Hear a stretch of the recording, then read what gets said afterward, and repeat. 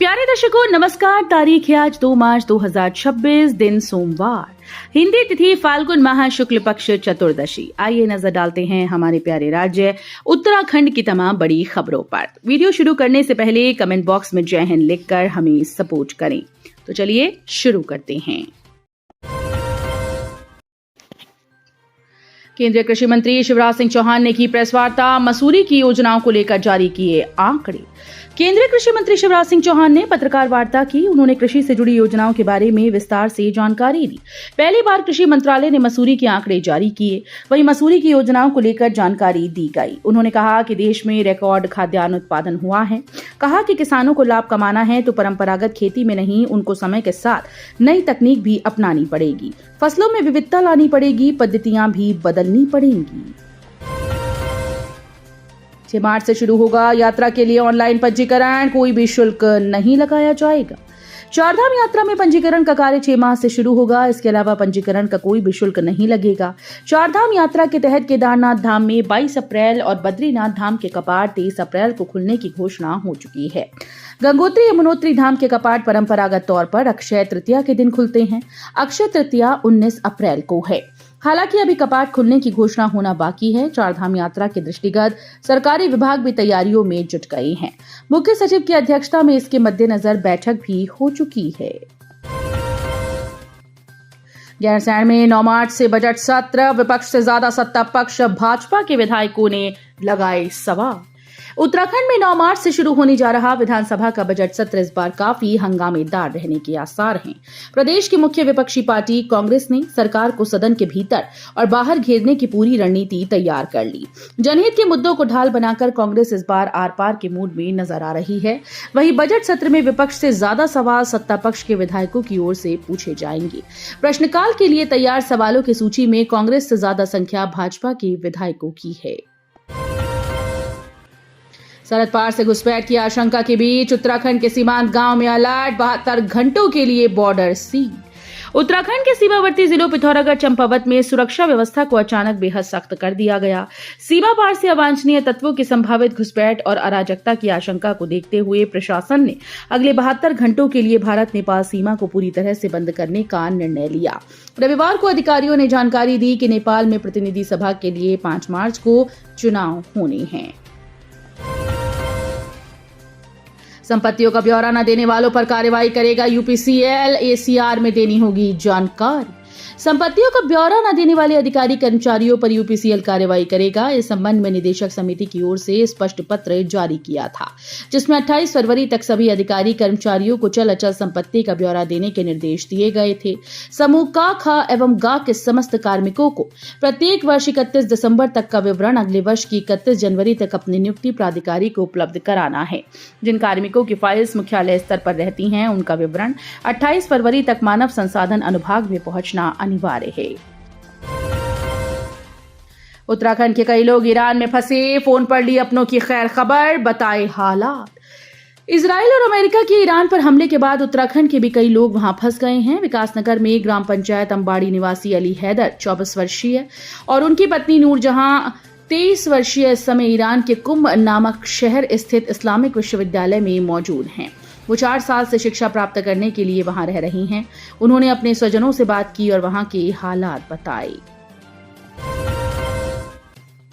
सावधान, होली का उल्लास बेरंग न कर दे रसायन युक्त रंग, बढ़ सकता है एलर्जी का खतरा। होली पर रसायन युक्त रंग उत्साह में व्यवधान पैदा न कर दे, इसके लिए लोगों को सावधान रहने की जरूरत है। नेत्र और त्वचा रोग विभाग के चिकित्सकों ने इस पर चिंता जाहिर की। दून अस्पताल ने वरिष्ठ नेत्र रोग विशेषज्ञ डॉक्टर नीरज सारस्वत ने बताया कि रसायन युक्त रंगों के आंखों में जाने से एलर्जिक रिएक्शन का खतरा बढ़ सकता है। इसका सबसे ज्यादा असर कार्निया और कंजक्टिवाइटा पर पड़ता है। रंग के कण अंदर जाने के बाद अगर आंखों को मसल दिया जाए तो अंदर घाव भी पैदा हो सकता है। रंग जाने के बाद आंखों में जलन, लालिमा और खुजली आदि प्राथमिक लक्षण के रूप में सामने आते हैं। ऐसे में लोगों को होली खेलते समय सजगता बरतनी होगी। हत्यारे हाथी, घर जा रहे जीजा साले को पैरों से कुचला, जाफिर की टूटी पसलियां, शकील के दोनों कानों से बहा खून। यूपी के शाजापुर के मूल निवासी जीजा साले टांडा के जंगल में हाथियों ने रौंद दिया। इस दर्दनाक घटना में दोनों की मौत हो गई। जीजा जाफिर उत्तराखंड के रुद्रपुर में रहता था, जबकि साला शकील हल्द्वानी का निवासी था। दोनों फेरी लगाकर अपने घर लौट रहे थे, तभी यह हादसा हुआ। उनकी बिजली से चलने वाली स्कूटी हाथियों के झुंड से टकरा गई। टक्कर के बाद स्कूटी गिर गई और हाथियों ने उन पर हमला कर दिया। हाथियों के झुंड में बच्चे भी शामिल थे, जिससे वे अधिक आक्रामक हो गए। घटना के बाद दोनों टांडा के जंगल में पड़े मिले। जीजा जाफिर की मौके पर ही मौत हो गई थी। साले शकील को अस्पताल ले जाया जा रहा था, लेकिन उसने भी रास्ते में दम तोड़ दिया। दांव पर जान, खांसी जुकाम पीड़ित बच्चे को दे दी पेट के कीड़े मारने की दवाई, बढ़ सकती है परेशानी। दून अस्पताल में उपचार के लिए आए खांसी जुकाम पीड़ित बच्चे को फार्मेसी से पेट के कीड़े मारने की दवाई दे दी गई। ये बात तब खुली जब तीमारदार दोबारा चिकित्सक को दवाइयां दिखाने पहुंचा। ये पहली घटना नहीं है। अस्पताल के अलग अलग विभागों में हर रोज 5 से 6 मरीज गलत दवाइयां देने की शिकायत करने आते हैं। चिकित्सक के अनुसार गलत दवाइयों का सेवन मरीजों के लिए जानलेवा हो सकता है। गोरंगांव की गौशाला में लगी भीषण आग, आईबेक्स ब्रिगेड के जवानों ने पाया काबू, सारा सामान जला। ज्योतिर्मठ में नगर क्षेत्र के गोरंगांव में अचानक से एक गौशाला में भीषण आग लगने से हड़कंप मच गया। आग इतनी तेजी से फैली कि देखते ही देखते गौशाला के भीतर रखा सामान और छत पर रखी चारा घास जलकर राख हो गई। घटना की सूचना मिलते ही भारतीय सेना की आईबेक्स ब्रिगेड के जवानों ने मोर्चा संभाला। धधकती लपटों पर काबू पाकर आग को आसपास के घरों फैलने से रोक लिया। दून में दिवाली पर बिगड़ी हवा, अब होली में सुधरी। शहर में प्रदूषण स्तर में आई गिरावट, लोगों ने ली राहत की सांस। रोशनी के पर्व दिवाली पर बिगड़ी हवा की सेहत, रंगों के त्योहार होली में सुधरने से लोगों ने राहत की सांस ली। होली के अवसर पर हवा की गुणवत्ता में बड़ा सुधार दर्ज किया गया। प्रदूषण नियंत्रण बोर्ड के आंकड़ों के मुताबिक दिवाली के दौरान दून का AQI 294 था, जबकि दीपावली के बाद देहरादून में अधिकतम 254 AQI दर्ज किया गया था। वहीं 28 फरवरी को दून का AQI 119 दर्ज किया गया। पंतनगर यूनिवर्सिटी में मासूम से हैवानियत, सुरक्षाकर्मी ने 12 साल की बच्ची को बनाया हवस का शिकार। उत्तराखंड के रुद्रपुर में पंतनगर विश्वविद्यालय परिसर में कक्षा 5 में पढ़ने वाली 12 वर्षीय छात्रा से दुष्कर्म का मामला सामने आया। मामले में मुकदमा दर्ज करने के बाद पंतनगर पुलिस ने आरोपी पंत विश्वविद्यालय में कार्यरत सुरक्षाकर्मी को गिरफ्तार कर लिया। जिस सुरक्षाकर्मी को 12 वर्षीय छात्रा अंकल कहती थी, उसी ने मासूमियत के साथ हैवानियत कर दी। धौलछीना में एक व्यक्ति ने पड़ोसियों पर लाइसेंसी बंदूक से झोंका फायर, मची अफरा तफरी, 3 लोग घायल। धौलछीना थाना क्षेत्र में एक व्यक्ति ने पड़ोसियों पर लाइसेंसी बंदूक से फायर झोंक दिया। घटना में 3 लोग घायल हुए। आरोपी ने सार्वजनिक स्थान पर लाइसेंसी बंदूक से फायर किया। इससे क्षेत्र में दहशत का माहौल बना हुआ है। पुलिस ने आरोपी को गिरफ्तार कर लिया है। थाना धौलछीना के ग्राम पंचायत मंगलता में अर्जुन सिंह पड़ोस के मकान में छत डालने के लिए मिस्त्री को लेकर गए हुए थे।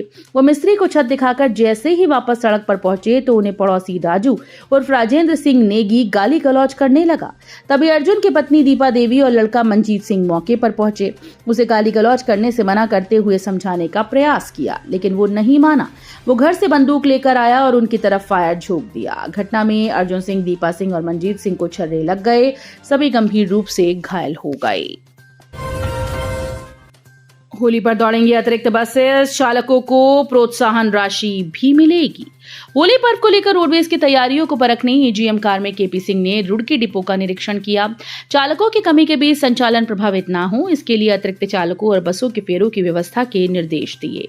शनिवार को अचानक रुड़की डिपो पहुंचे एजीएम कार्मिक केपी सिंह ने व्यवस्थाओं की बारीकी से समीक्षा की। होली के मौके पर यात्रियों की बढ़ती भीड़ को देखते हुए उन्होंने बस संचालन, रूट प्रबंधन और उपलब्ध स्टाफ की स्थिति का जायजा लिया। तो ये थी उत्तराखंड की बड़ी खबरें। हम मिलेंगे अगले बुलेटिन में, तब तक के लिए धन्यवाद।